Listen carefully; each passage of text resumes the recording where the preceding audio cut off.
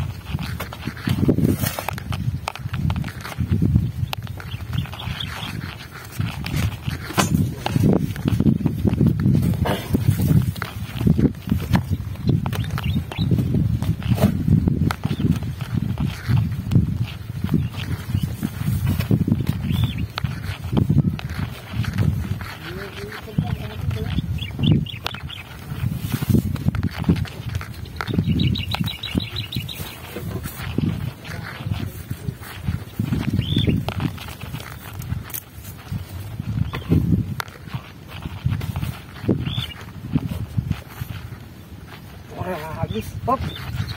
Terpas sabla. Kita.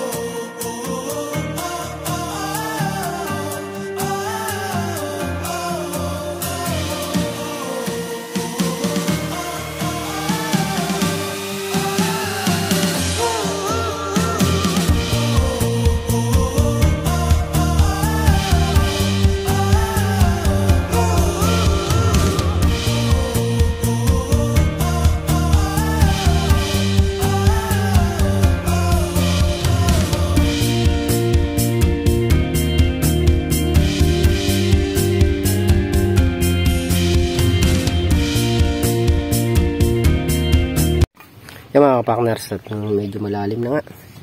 Kailang nahirapan na tayo magbalibag dito. Ipunin ko na lang siguro doon.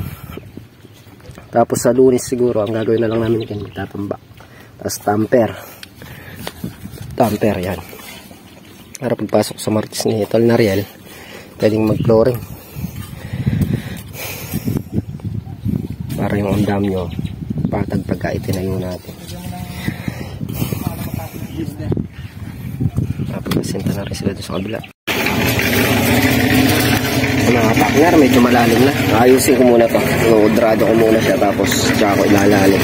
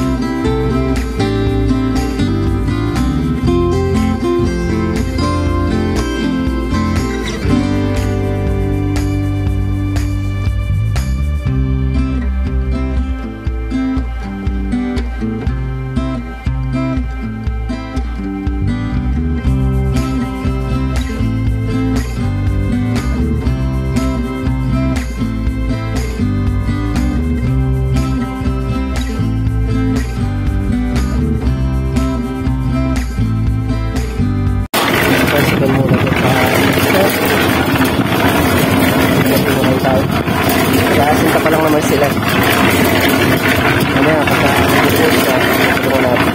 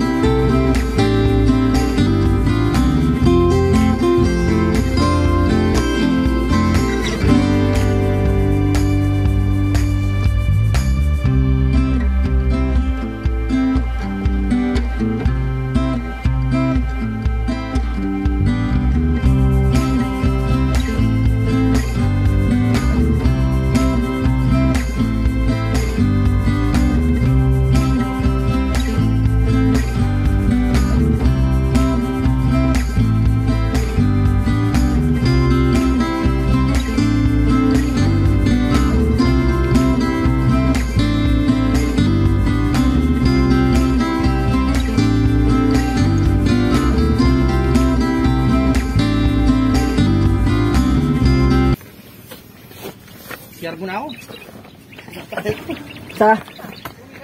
Sa baril lang. Sila lola ko. Samahan mo na lang sa laki pa. Samahan mo na lang siya doon daw. May tao ba doon? Wala namang gano'n, mag-single kayo. Walang tao doon? Wala, pasama kayo daw.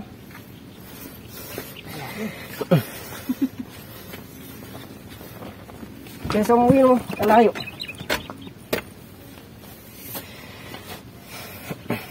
Yan na gamitin nyo, magsakay kayong kahit 3. Kukulangin yan. Ah, semento. Yun na Ken. Magkakarga semento, kulang mamaya yan.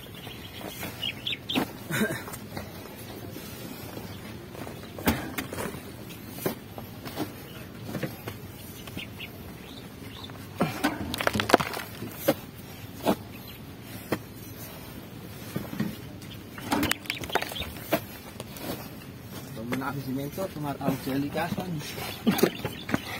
Hindi kaya pigilan, no?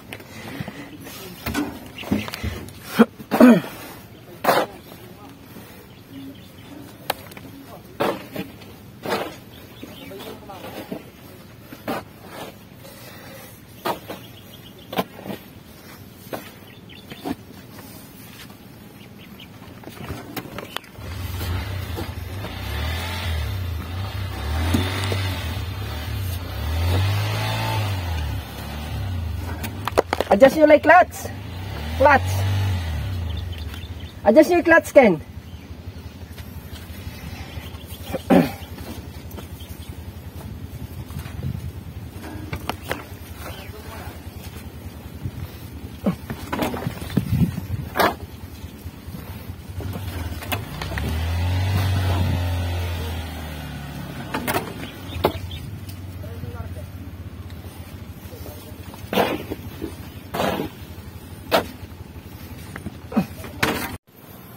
Yan mga partners, pumunta ng Lucky Farm saglit yung dalawa.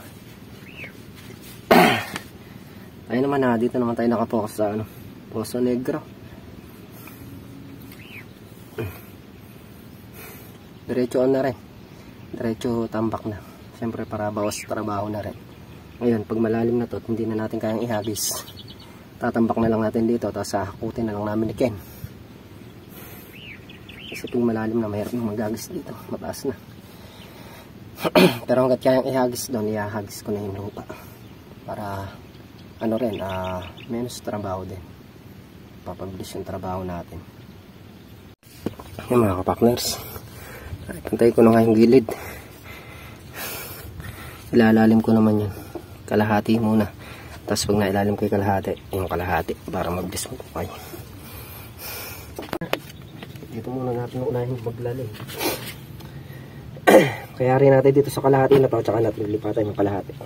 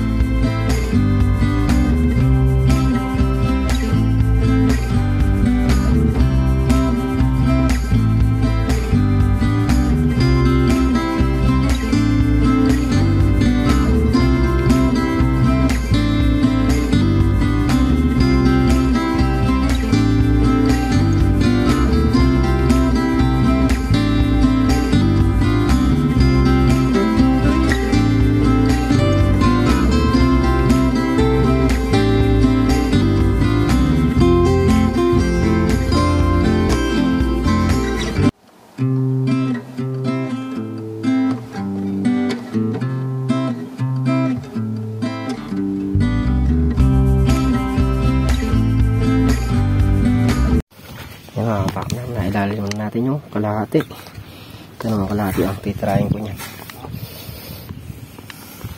Tapos yun na, itambak natin ito. Tsaka yun sa kabila.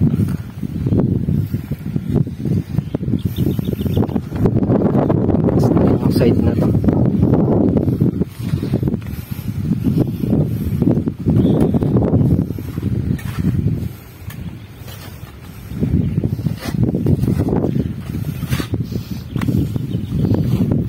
Piyasin pa pala ito.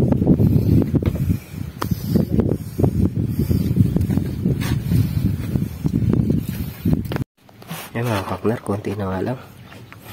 May ipapantay ko na dito sa kabila. Kasi pinagtampakan natin na yun. Tinatag ko na kanina.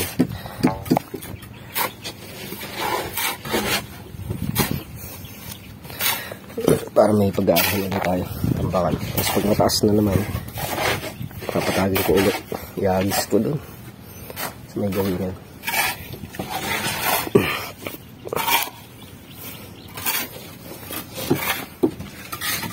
Sa 2, 3, 4, 5, 7, 10, 12 patong mula sa baba.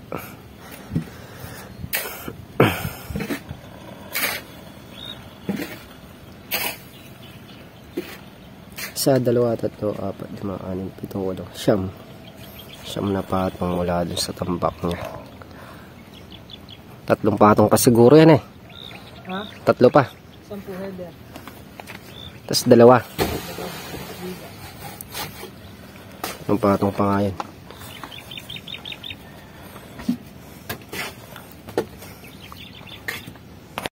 Yan mga kapak na. Naipantay ko na yung lalim niya.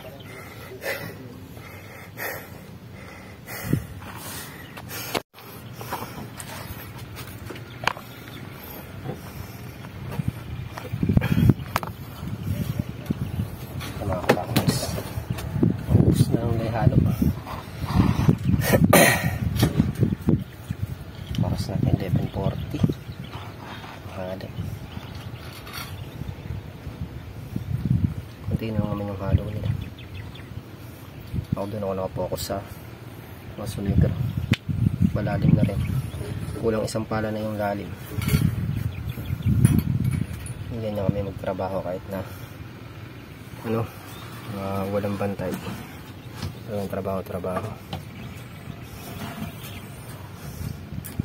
Tapos kanya-kanya kami ng trabaho para mapabilis.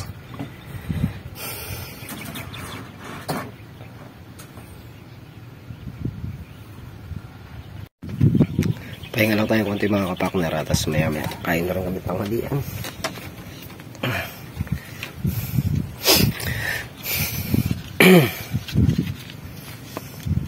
Buti na mapresko. Hindi ganong mainit na eh. Maganda yung panahon, makulimit. Kaya malaki natatrabaho. A few moments later. Yan mga kapakners, oras nga natin is 12:40. Tanghali, nakatapos na kami kumain at nakapahinga na rin. Balik trabaho na ulit. Gawa ng makulimlim naman. Sasamantalahin natin yung lilim para makapag tayo. Mabilis mayari yung trabaho. Ay, nagsimula na rin si Paring Carlo tsaka si Katrops. Nagdidigar, si Paring Carlo nagpapatubig. Ako naman maghukay na ako ng Paso Negro. Si Paring Ariel at si Kenny dinala lang sa gilid kung sa paggawa ng ayaw ng humila. Kailangan namin dito yung motor niya gawa ng pinangahakot namin ng simento. Pero iwanan lang nila dun yun. Mamaya dito na yung babalik ka agad yun. Yan, start na ulit tayo mga kapakners. Yan, tayo po nag-start na pag-ukay ng Paso Negro. Medyo malalim na rin siya. Kulang isang pala na yung lalim niya. Pasensya na po kahit medyo maingay. So, nang pinatutubigan nila yung mga bagong tanim na kalamansi.